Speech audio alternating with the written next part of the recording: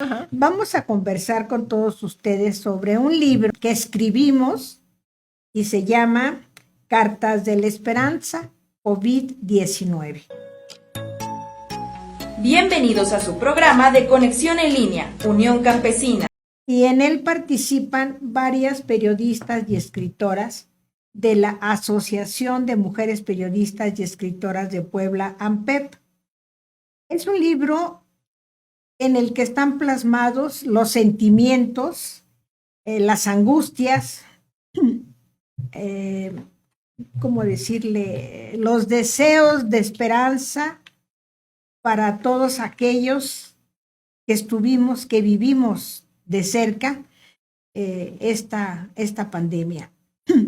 Hay quienes dicen que todavía no termina, que tenemos que cuidarnos mucho porque siguen presentándose síntomas del bicho en algunas personas con reiterada frecuencia.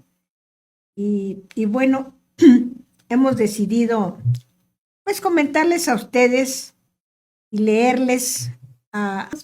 Cartas son 33, si no mal recuerdo. Bueno, 30 y tantos. Y pues son diferentes compañeras, algunas son periodistas, algunas son escritoras. Dentro de esta obra escribe la presidenta de la AMPEP, J. Leticia García Polo, Claudia García Polo, Aura Aguirre, que es escritora, Viridiana Vera, Gracia, que es la coordinadora del libro, una de las coordinadoras, y aparte es escritora académica, Patricia Galán, que es otra de las coordinadoras de este libro. Está Emma García Palacios, que es integrante de la AMPEP y también del Consejo de la Crónica, y es autora de libros de manera independiente. Y bueno, pues también está Livia Carrillo, Josefina Zárate, María de Jesús González, eh, Vicky López Olvera, Adela Ramírez, Linda Zavala, por supuesto.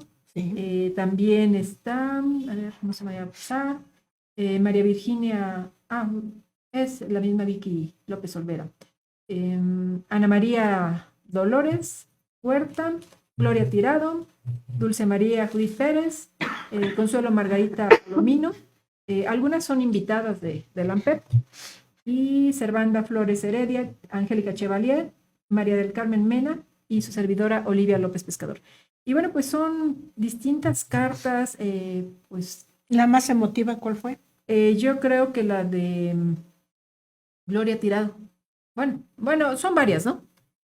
Algunas, por ejemplo, en el caso de Gloria Tirado, habla de perder una hija en la pandemia. Y pues su carta, pues sí, yo creo que cada una le llega al corazón a las personas, ¿no?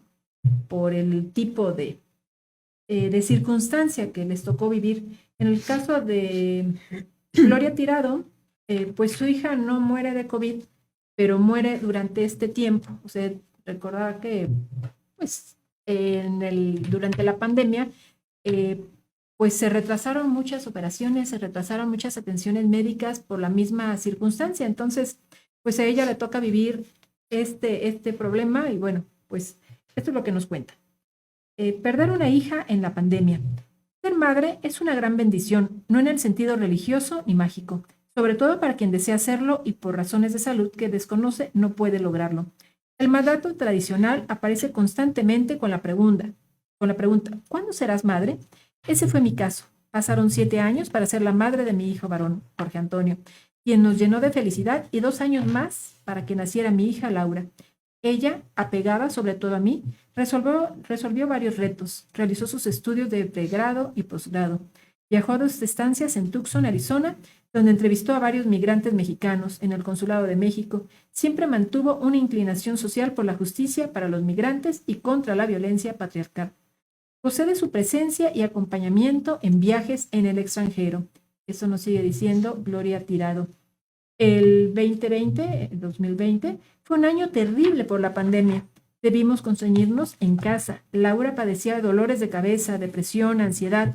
Recurrimos a los psicólogos, especialistas, y fueron poco acertados hasta que el psiquiatra le recomendó una tomografía de la cabeza. Se descubrió un gran tumor que le causaba problemas. La cirugía no podía esperar, era urgente. Aunque el COVID-19 la detuvo porque los hospitales estaban llenos y esperábamos hasta julio, el cirujano que la operaría indicó cuáles hospitales cubrían los requisitos.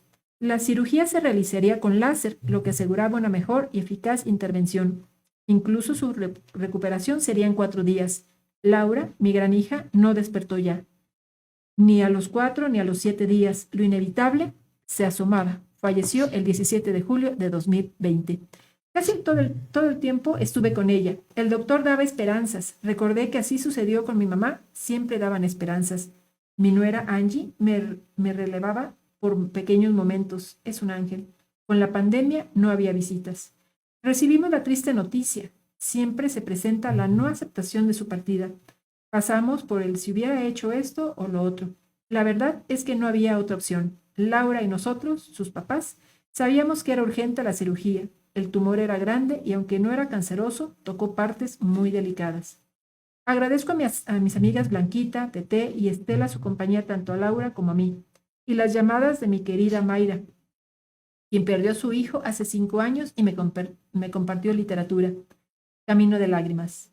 Tener amigas es un privilegio, más aún cuando comparten alegrías y tristezas. Esta carta, pues, es firmada por Gloria Arminda. Este libro tiene la intención de recordarles a nuestros lectores, a nuestros televidentes y radioescuchas, que la vida la tenemos prestada.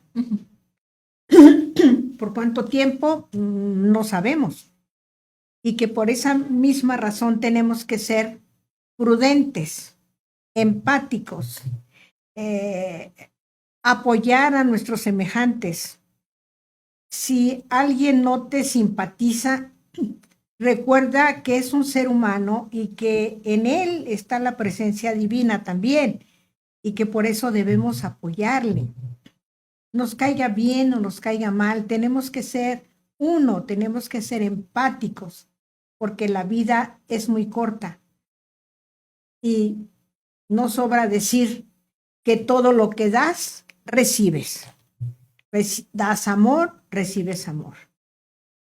Si das desamor o malas caras, pues a lo mejor no recibes lo mismo, pero no vas a tener las mismas satisfacciones que si hubieras tenido un poco de empatía y de amor a los demás. La carta de Olivia se llama Aprendiendo a socializar. A la infancia del siglo XXI, ¿saben? Mucho antes de que ustedes llegaran a este mundo, en México y en otros países, estábamos acostumbrados a convivir en las escuelas, en los centros de trabajo, con la familia, los vecinos y hasta con la gente que iba pasando por las calles. Algunas personas se saludaban de beso en la mejilla, otros se abrazaban o se daban la mano. Pero hoy en día, después de que hemos vivido en medio de la pandemia del COVID-19 durante más de 2 años, toda esa cercanía y efusividad desapareció. Desde un largo tiempo en el que hemos estado trabajando a distancia y ustedes han estudiado de manera virtual desde sus casas, tal vez no estén acostumbrados a socializar con las personas que no son de su familia. Entiendo que después que entraron por primera vez a la escuela, lo hicieron de manera virtual a través de una computadora o de un teléfono inteligente. Aunque solo conocen de forma digital de interactuar con sus compañeros y compañeras, les platico que hace algunos años existían otras formas de hablar con ellos. Cuando yo era niña, todos los alumnas y alumnas acudían a un salón de clases donde estudiábamos, convivíamos y podíamos jugar, salir a jugar al patio durante el receso. Sé que han aprendido a estudiar y a convivir a través de una computadora o de un teléfono y lo hacen bien, pero también es necesario que tengan la oportunidad de acudir físicamente a un salón de clases para estudiar, comunicarse y hacer amigos. No tengan miedo de acercarse a sus compañeros y relacionarse con ellos. Tal vez les resulte un poco difícil socializar de manera presencial porque tienen temor a enfermarse y hasta morir. Pero no se preocupen, porque no les va a pasar nada malo si usan sus cubrebocas y el gel antibacterial. Por el contrario, Van a tener la oportunidad de conocer otra forma de vida, así como alguna vez tuvieron temor de caerse de la bicicleta, bueno, y aprendieron a andar en ella. De igual manera, van a tener la oportunidad de aprender una forma distinta de vivir en este mundo, acudiendo a la escuela. Les deseo mucha suerte ahora que van a ir por primera vez a la escuela de forma física y no virtual, como estaban acostumbrados. Se despide con afecto Olivia López Pescador. La cercanía para algunas personas es indiferente, pero para otras personas como yo, la cercanía, el contacto físico, el hablar y verlos a los ojos, tiene un significado incalculable, incomparable. A mí me gusta tocar a mis amigos, decirles cuánto los quiero, qué guapos se ven, qué bonitas lucen. Y yo les invito, jóvenes de la nueva era, que dejen a un lado el celular y aprendan a tener contacto con sus amigos, con sus amigas, con sus compañeros. En la escuela, pues en mi tiempo luego hacíamos acordeones y nos los compartíamos. ¿Hiciste el acordeón para tal fin de clase, para el examen? No, sí. ¿Y qué pusiste? Pues yo escribí esto, yo escribí otro. Y quiero decirle que además mi generación fue muy ingeniosa. Así, para los acordeones. Muy ingeniosa para los acordeones. Yo recuerdo que tenía compañeras que en tela adhesiva escribían el acordeón, pero eran verdaderos resúmenes y los pegaban en la bastilla de la falda. Que los acordeones no eran del todo malos, porque obligaban al alumno a hacer un resumen de lo que habían estudiado. Y ese resumen servía para que contestaran los exámenes. Yo en alguna ocasión fui maestra. Bueno, tuve un alumno que se tragó el acordeón. Oye, dame ese acordeón. No, maestra, no tengo nada. ¿Cómo no lo tienes ahí? No tengo nada. A ver, quítemelo, pruébemelo y Como se lo cápsula. tragó. Se comió el acordeón. El acordeón es un pedazo de papel. El acordeón ¿no? es Obviamente. un pedazo de papel en el que se escribe el resumen de la materia de la que vas a presentar examen. Y había unos acordeones ingeniosísimos, otros los metían en la pluma, otros le ponían una liga y no sé de qué manera, con qué arte, iban leyendo, venía el maestro y metían la pluma, el acordeón en la pluma. Fuimos muy ingeniosos, digo fuimos pues porque fue mi generación. Yo he sido muy desconfiada para todo. Yo prefería decir lo que sabía, pero no copiar, porque no sabía si al que le iba a copiar sabía más que yo. Entonces, como decían, no, pues yo sí estudié y yo, además fui muy matada, ¿por qué no decirlo? A lo mejor, yo sí sé y a lo mejor no sabe, ¿no? Mejor confío en lo que yo sé. Pero aprendan a convivir, a socializar. Ya se acabaron los tiempos en que hacían una hojita de papel, le dibujabas corazoncitos y se los aventabas como avioncito al chico que te gustaba, ¿no? O se lo dejabas en la libreta a la hora del recreo. También dejaba amenazas en las libretas y en los libros, sí, nos vemos a la salida. Ah, no, eso era típico. Eso era típico, nos vemos a la salida implicaba, pues, una pelea y de graves consecuencias.